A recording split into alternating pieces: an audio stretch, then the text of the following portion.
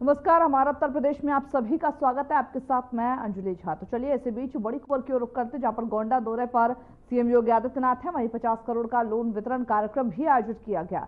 वही हमारी सरकार युवाओं के साथ, सीएम योगी ने कहा अब यूपी समृद्ध राज्य, सीएम योगी कहते हुए नजर आए हैं। वही महाकुंभ ने आजीविका को बढ़ाया है, तेजी से युवाओं को नौकरी से जोड़ रहे देश। वही साथ ही यह भी कहा कि देश में सर्वाधिक जो गन्ना उपज राज्य है वो यूपी है। उत्तर प्रदेश देश का सर्वाधिक ऊर्जा और राज्य वाला राज्य भी बना है। वह यूपी के जो युवा है उनको यूपी से बाहर नहीं जाना पड़ेगा। तो सीएम ने गोंडा में ऋण वितरण और स्टार्टअप की प्रदर्शनी का उद्घाटन किया, साथ ही युवाओं को आत्मनिर्भर बनाने के लिए की चर्चा की। उनके संबोधन के कुछ अंश आपको सुनवाते हैं।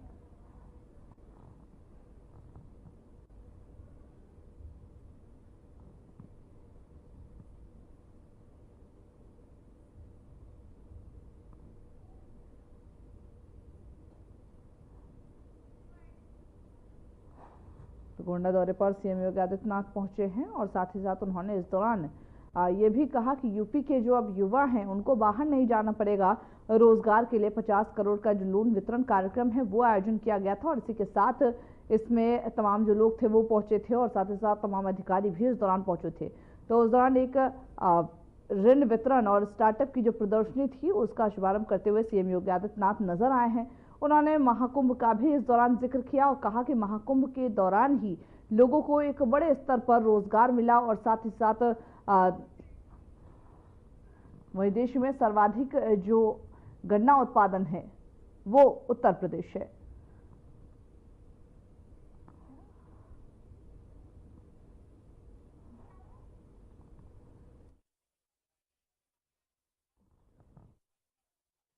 कोई बढ़ाया, वही साथ ही साथ तेजी से युवाओं को नौकरी से जोड़ रहे ये भी कहते हुए सीएम योगी आदित्यनाथ नजर आए हैं और साथ ही साथ कहा कि अब यूपी समृद्ध राज्य है जिसमें रोजगार भी एक बड़े लेवल पर जाएगा, जिससे हमारे युवाओं को कहीं और नहीं जाना पड़ेगा, यूपी से बाहर नहीं जाना पड़ेगा। ऋण वितरण और स्टार्टअप की प्रदर्शनी का उद्घाटन करते हुए सीएम योगी आदित्यनाथ नजर आए और साथ ही युवाओं को आत्मनिर्भर बनाने के लिए भी चर्चा की। लगातार ये देखा जा रहा है कि जो बीजेपी सरकार है वो स्टार्टअप को प्रमोट कर रही है। उनका कहना है कि आप नौकरी करने वाले नहीं बल्कि नौकरी देने वाले बनो, और इसी को लेकर के सीएम योगी आदित्यनाथ कहते हुए नजर आए हैं। और क्या कुछ उन्होंने कहा, चलिए आपको वो भी सुनवाते हैं।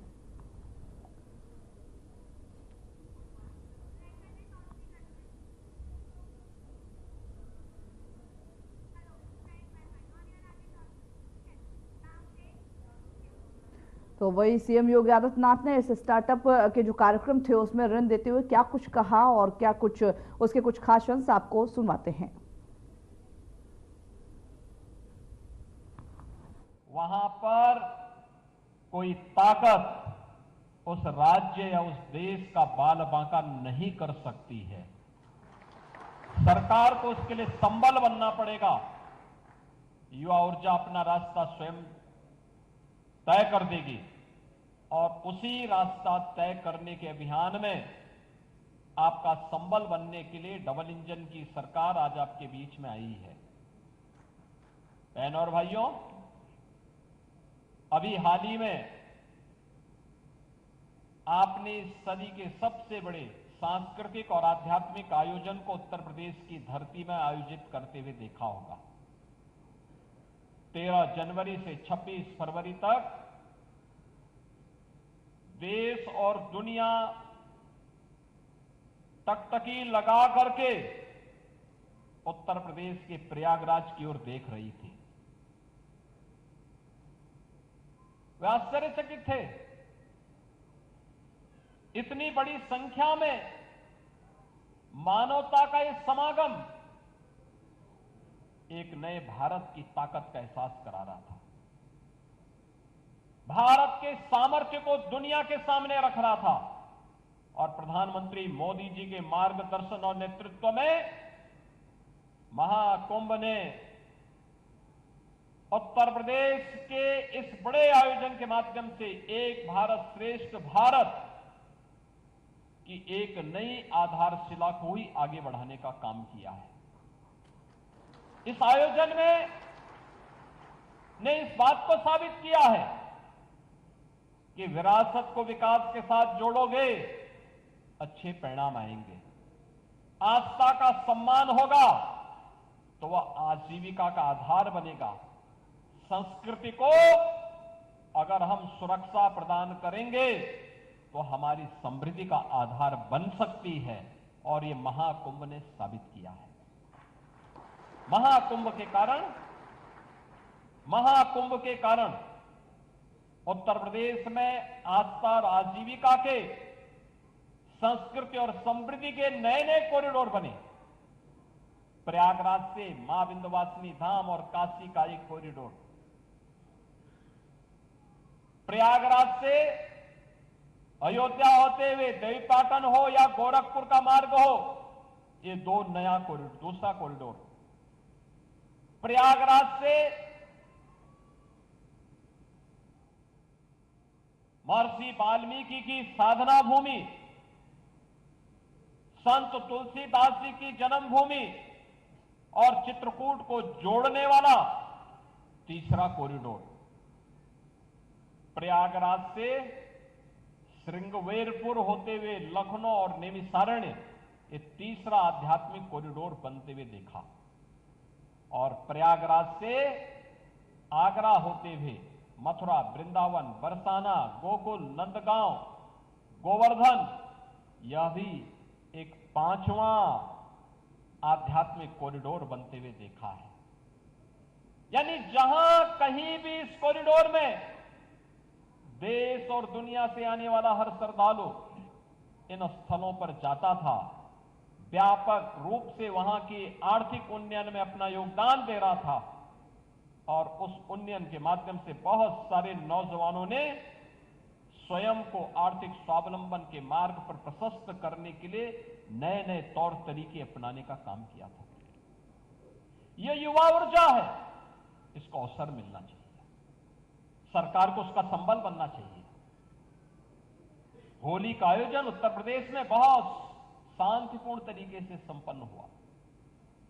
जो लोग हमारे महाकुंभ को बदनाम कर रहे थे, उनके राज्यों में व्यापक हिंसा हो रही थी, उनसे संभले नहीं संभल पा रहा था, लेकिन उत्तर प्रदेश में शांतिपूर्ण सौहार्दपूर्ण तरीके से पूरा आयोजन संपन्न हुआ। और होली के ठीक पहले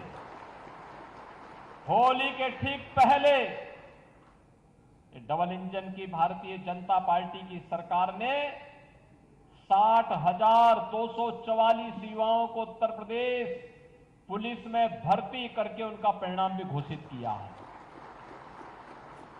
आप याद करिए, इस 60,244 में से 12,000 से अधिक केवल बेटियां हैं, 12,000 से अधिक बेटियां भर्ती हुई हैं। यहां पे एक भर्ती में 12,000 बेटियां भर्ती हो जाती हैं। 2017 के पहले जब मैंने उत्तर प्रदेश में पदभार संभाला था और उत्तर प्रदेश पुलिस बल में मैंने पूछा था कि वे कितनी महिलाएं कार्य कर रही हैं, कुल संख्या थी मात्र 10,000। 10,000। बहनों और भाइयों, इसके उपरांत हम लोगों ने तय किया कि अब जो भी भर्ती होगी उस भर्ती में कम से कम 20% हम बालिकाओं को भरेंगे। 1,56,000 भर्ती की प्रक्रिया पहले पूरी कर दी थी, पहले कर दी गई है। इसमें हम लोगों ने बेटियों को भरा है कम से कम 25। तो सुन रहे थे आप सीएम योगी आदित्यनाथ को जो कहते हुए नजर आए कि यूपी में जब अखिलेश यादव की सरकार थी तब लड़कियों की क्या स्थिति थी, और आज ये वही यूपी है जहां पर लड़कियां हर क्षेत्र में आगे हैं, और आगे भी प्रयास रहेगा कि लड़कियां हर क्षेत्र में आगे रहे, स्वाभिमानी बने। वो इससे पहले बहराइच, उत्तर प्रदेश के बहराइच में सीएम योगी आदित्यनाथ पहुंचे थे, जहां पर कई विकास परियोजनाओं का शिलान्यास करते हुए नजर आए, और साथ ही किसी भी आक्रांता का महिमा मंडन नहीं होना चाहिए, यह कहते हुए नजर आए। बहराइच की मिहीपुरवा में सीएम योगी आदित्यनाथ थे। मोतीपुर तहसील के मुख्य भवन में उद्घाटन किया है, जहां पर सीएम योगी कार्यक्रम में शामिल हुए। देशद्रोह की नींव मजबूत करना है और स्वतंत्र भारत ऐसे किसी भी देशद्रोही को स्वीकार नहीं कर सकता जो भारत के महापुरुषों का अपमान करता हो, उन आक्रांताओं का महिमा मंडन करता हो। आज का नया भारत इसे स्वीकार करने के लिए तैयार नहीं है। हम पूरे गौरव के साथ विरासत को आगे बढ़ाने का काम कर रहे हैं। हमारा गौरव विरासत से जुड़ता है और विरासत इससे जुड़ती है। तो बहराइच के मिहींपुरवा में सीएम योगी आदित्यनाथ ने ये बातें कही है। मोतीपुर तहसील के मुख्य भवन का उद्घाटन हुआ है। वही साथ ही और क्या कुछ कहा सीएम योगी ने, वो सुनवाते हैं। तो वही बहराइच में सीएम योगी आदित्यनाथ ने और क्या कुछ कहा, वो भी आपको चलिए सुनवाते हैं। जनपद है जिस जनपद की 2017 के पहले जो जनपद की यहां पे जो जीडीपी थी वह इस जनपद की मात्र 6,934 करोड़ थी। और आज जब हम 23-24 की बात करते हैं तो यह कई गुना आगे बढ़ करके 25,000 करोड़ रुपए से अधिक हो चुकी है अकेले बहराइच की।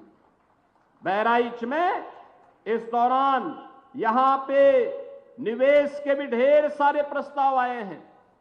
बहराइच में निवेश हो, अब इसके लिए लोग आ रहे हैं। निवेश का मतलब रोजगार का सृजन, आगे बढ़ना, उस प्रकार की व्यवस्था को आगे बढ़ाना, और ये चीजें आज एक और सरकार तेजी के साथ आगे बढ़ाने का काम कर रही है।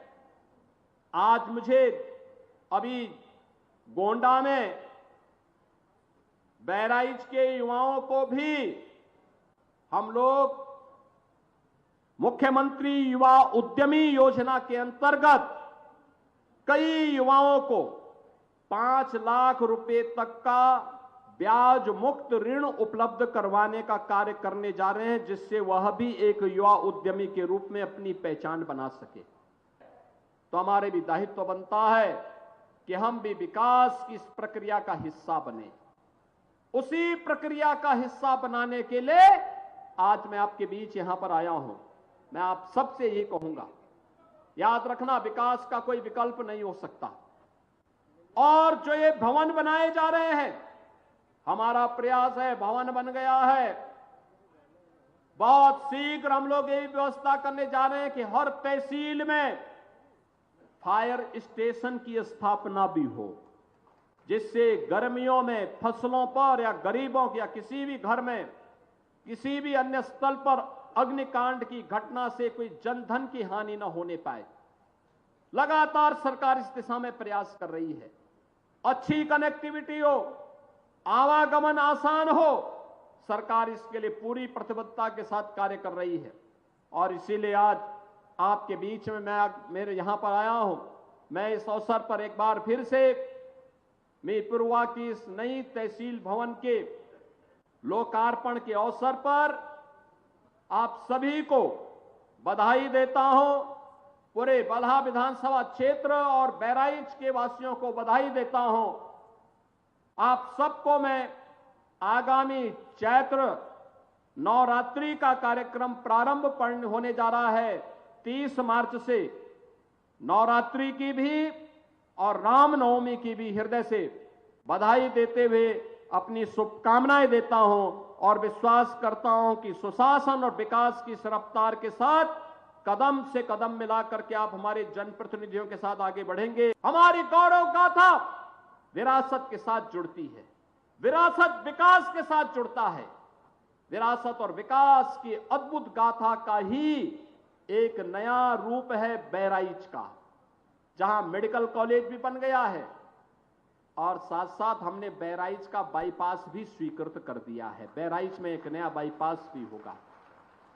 नेपाल से कनेक्टिविटी को आसान कर लिया है और यहां पर जो कर्तनिया घाट वन्य जीव प्रभाग है, इसको टूरिज्म की दृष्टि से इको टूरिज्म के एक नए हब के रूप में विकसित करने के लिए कोई भी लखनऊ से आएगा, 1-1.25 घंटे की दूरी पर बहराइच में महाराज सोहेल देव के विजय स्तंभ के प्रति नमन करेगा और वहां से कर्तनिया घाट में इको टूरिज्म का आनंद लेकर के यहां पर ढेर सारे रोजगार को आगे विकसित करने में अपना योगदान देगा। आज बहराइच में कोई अव्यवस्था नहीं फैला सकता, कोई नहीं फैला सकता। आज उत्तर प्रदेश में आप देख रहे होंगे, महाकुंभ के इस भव्य आयोजन के बाद पूरी दुनिया उत्तर प्रदेश की तरफ कौतूहल की निगाहों से देख रही है। आपने अभी 2 दिन पहले देश की संसद में आदरणीय प्रधानमंत्री जी के द्वारा महाकुंभ पर दिए गए वक्तव्य को आप लोगों ने सुना होगा। प्रधानमंत्री जी ने भूरी भूरी प्रशंसा की है उत्तर प्रदेश वासियों की और महाकुंभ के आयोजन की। मानवता का इतना बड़ा आयोजन दुनिया में कहीं नहीं हुआ है, कोई नहीं कर सकता है। उत्तर प्रदेश में हुआ है। मां गंगा, मां यमुना, मां सरस्वती की त्रिवेणी के संगम में 66 करोड़ से अधिक लोग श्रद्धालु जनों का आगमन। ये भारत की महान सनातन संस्कृति की युग गाथा को अनंत काल तक गाने के लिए आने वाली पीढ़ी को विरासत के रूप में छोड़ चुकी है और उसी परंपरा का एहसास कराने के लिए आज मैं आपके पास आया हूं।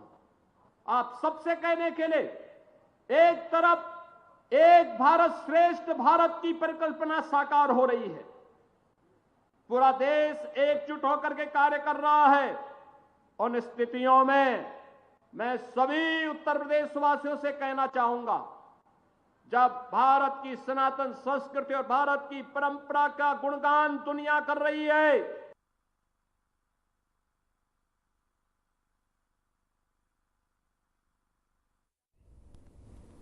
उत्तर प्रदेश में विधायकों द्वारा विधानसभा पास के दुरुपयोग को रोक लगाने की नई व्यवस्था लागू की जा रही है। अब विधायक को अधिकतम 2 पास ही जारी किए जाएंगे।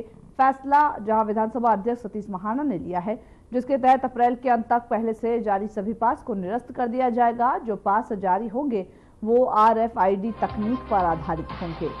तो नए नियम, अब मैनुअल पास नहीं होगा।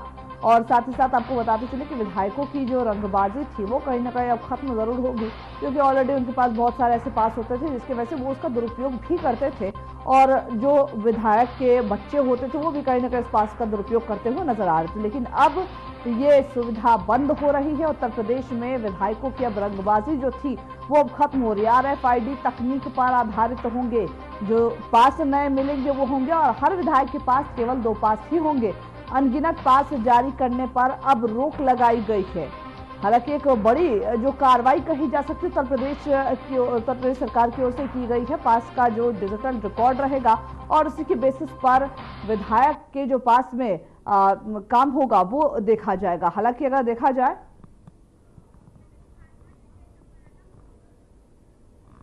हमारे साथ नंदिनी भारद्वाज विशेष संवाददाता जुड़ चुके हैं। नंदिनी, पहले तो मैं आपसे ये जानना चाहूंगी कि एक बड़ा एक्शन कहा जा सकता है इसे उत्तर प्रदेश सरकार की ओर से, किस तरीके से देखते हैं? बिल्कुल अंजलि, दरअसल जो उत्तर प्रदेश में विधायक हैं, विधानसभा पास जो पास होता है उसके दुरुपयोग की खबरें आ रही थी। तो ऐसे में जो विधानसभा को लेकर एक खास एक्शन प्लान तैयार किया गया है। विधानसभा पास का जो दुरुपयोग था उस पर रोक लगाने के लिए इस तरीके से एक नई व्यवस्था लागू की गई है।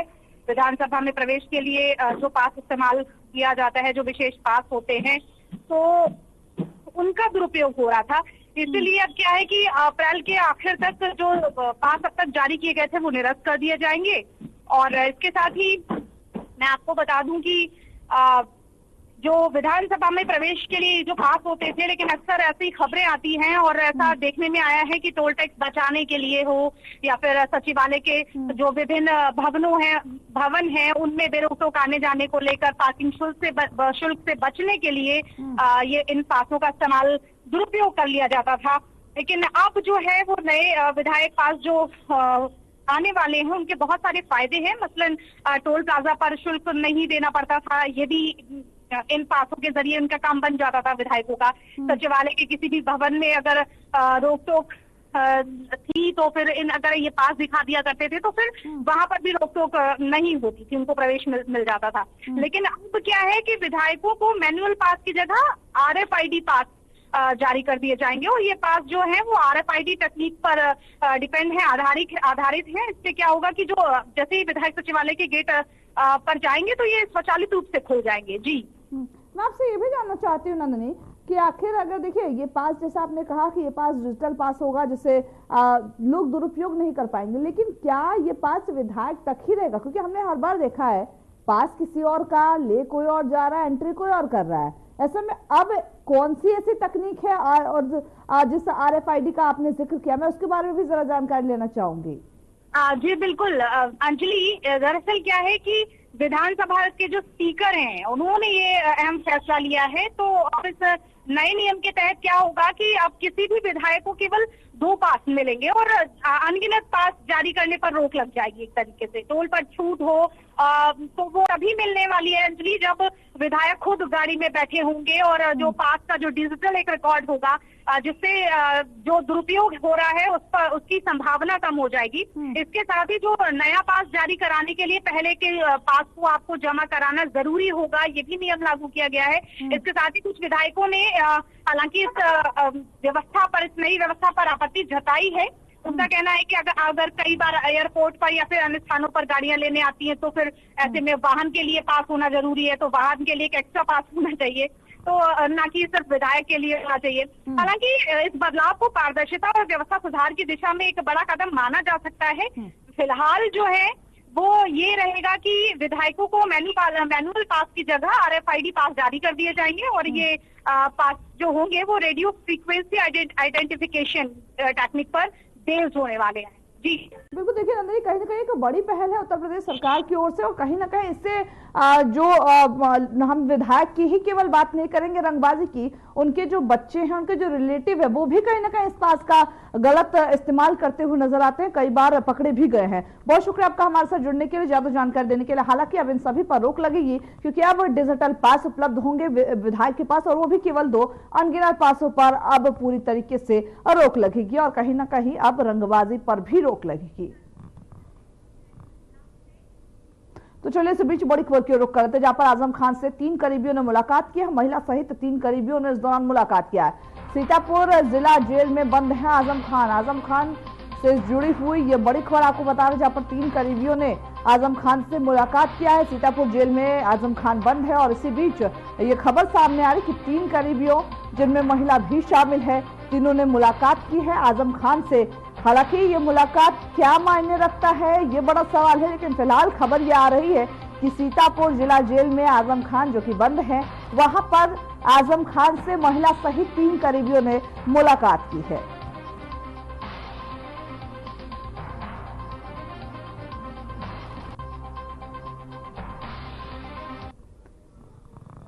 तो आजम खान से 3 करीबियों ने मुलाकात की, जिनमें महिला भी शामिल बताई जा रही है। हालांकि ये मुलाकात क्या मायने रखता है ये भी देखना होगा, लेकिन फिलहाल खबरें यही आ रही है कि वो करीबी थे, जो 3 लोग आए थे उनकी बात की जा रही। तो चलिए इस बीच मुरादाबाद से बड़ी खबर की ओर रुख करते हैं, जहां पर सालार मसूद गाजी की दरगाह पर मेले का विरोध किया गया। हिंदू संगठन ने नेजा मेले का विरोध किया है, जहां पर संभल के बाद मुरादाबाद में भी मेले का विरोध किया गया। आगामी 2 अप्रैल से नेजा मेले की शुरुआत है और शुरू होने का जो प्रस्ताव है वो रखा गया, लेकिन इससे पहले ही नेजा मेले का लगातार विरोध देखा जा रहा। हर क्षेत्र में अलग अलग तरीके से इसका विरोध प्रदर्शन किया जा रहा। सालार मसूद गाजी की दरगाह पर मेले का विरोध किया जा रहा है। तो मुरादाबाद में भी विरोध की जो आग है वो देखने को मिली है। संभल के बाद अब मुरादाबाद में भी नेजा मेले का विरोध किया जा रहा है, जहां हिंदू संगठनों ने नेजा मेले का विरोध किया। तो चलिए इसी बीच लखनऊ से अंसल ग्रुप को लेकर के एक बड़ी खबर आपको बता दें। अंसल डायरेक्टर पर फिर FIR दर्ज हुई है। सुशांत गोल्फ सिटी थाने में 3 FIR दर्ज हुई है, जहां अंसल API पर अब तक 32 FIR दर्ज किया गया है। अंसल मामले में विजिलेंस की जांच शुरू है। विजिलेंस ने LDS से दस्तावेज मांगे हैं, इंजीनियर अफसरों की लिस्ट भी मांगे। तो बड़ी खबर आपको बता रहे, जहां पर सुशांत गोल्फ सिटी थाने में FIR दर्ज किया गया। अंसल API पर अब 32 FIR दर्ज है। लखनऊ के अंसल ग्रुप से जुड़ी हुई ये बड़ी खबर आपको बता रहे, जहां पर अंसल मामले में विजिलेंस की जांच लगातार जारी है। तो चलिए खबरों के हमारे से बुलेटिन में बस इतना ही। मुझे दीजिए इजाजत, नमस्कार।